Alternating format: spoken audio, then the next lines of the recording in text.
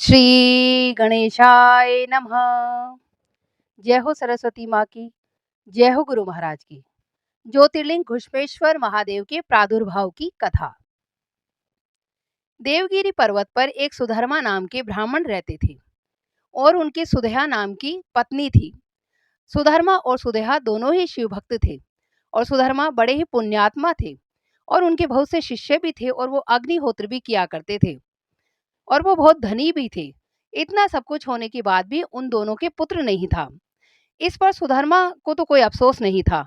सुधर्मा तो खुश थे, लेकिन सुदेहा को बड़ी दिक्कत होती थी, वो बड़ी तकलीफ़ में थी और वो बार-बार अपने पति से कहती कि पतिदेव मुझे पुत्र चाहिए, मुझे पुत्र चाहिए।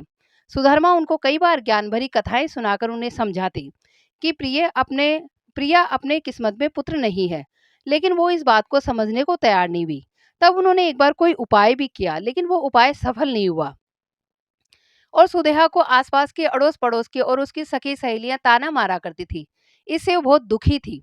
तो उन्होंने एक बार अपने पति से कहा कि हे पतिदेव, आप मेरी छोटी बहन घुष्मा से विवाह कर लीजिए। सुधर्मा ने उनके पति ने उनको बहुत समझाया कि प्रिय, अभी तो आप अपनी छोटी बहन से बहुत प्रेम करती हैं और उनका विवाह मुझसे करवाना चाहती हैं, लेकिन उसके पश्चात आप उनसे डाह करने लगेंगी। तो तब सुदेहा ने कहा कि नहीं स्वामी, मैं ऐसा कभी नहीं करूँगी।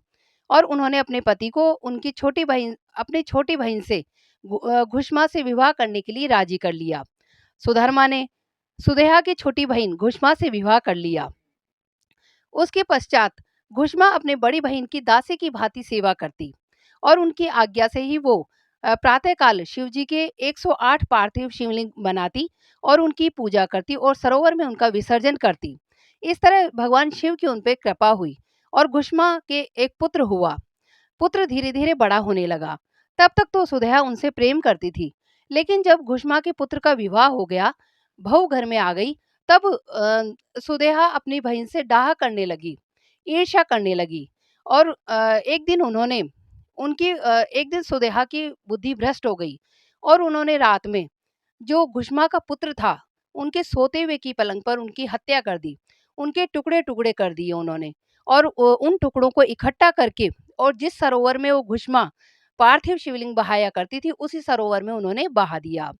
जब प्रातः काल हुई, तब घुष्मा तो अपने शिव की पूजा में लगी हुई थी, पार्थिव शिवलिंग बना रही थी और उसी समय जब उनकी बहू उठी, तब उन्होंने देखा, अपने पति की शैया को खून से लथपथ देखा।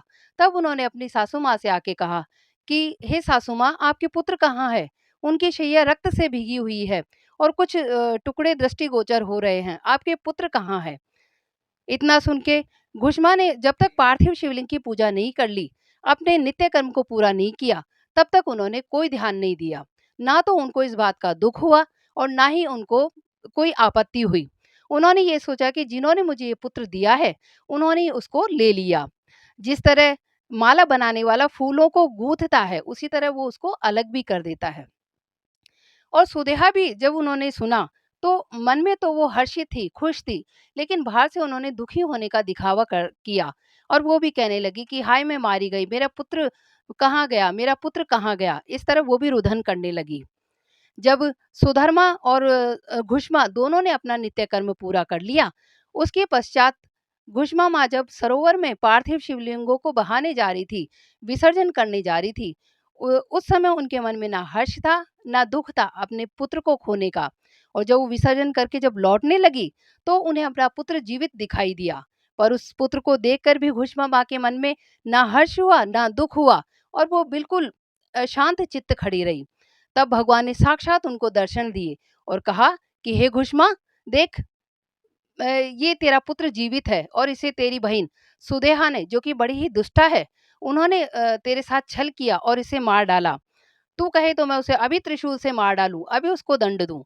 घुष्मा ने कहा कि हे भगवन, आप ऐसा मत कीजिए, वो मेरी बड़ी बहन है।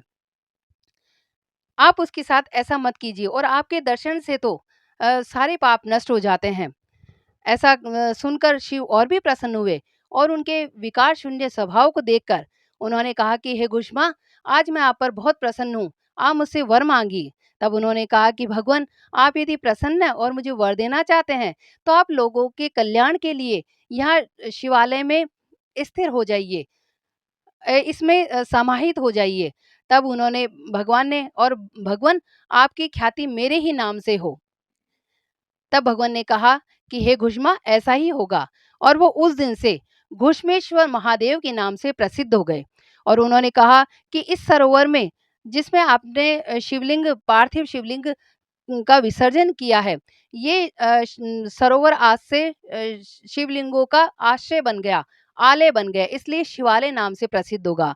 और उन्होंने कहा कि हे घुष्मा आज से 108 पीढ़ियों में तेरे उत्तम पुत्र होंगे और वो स्त्री, पुत्र, धन, यश, आयु सबसे समर्थ होंगे।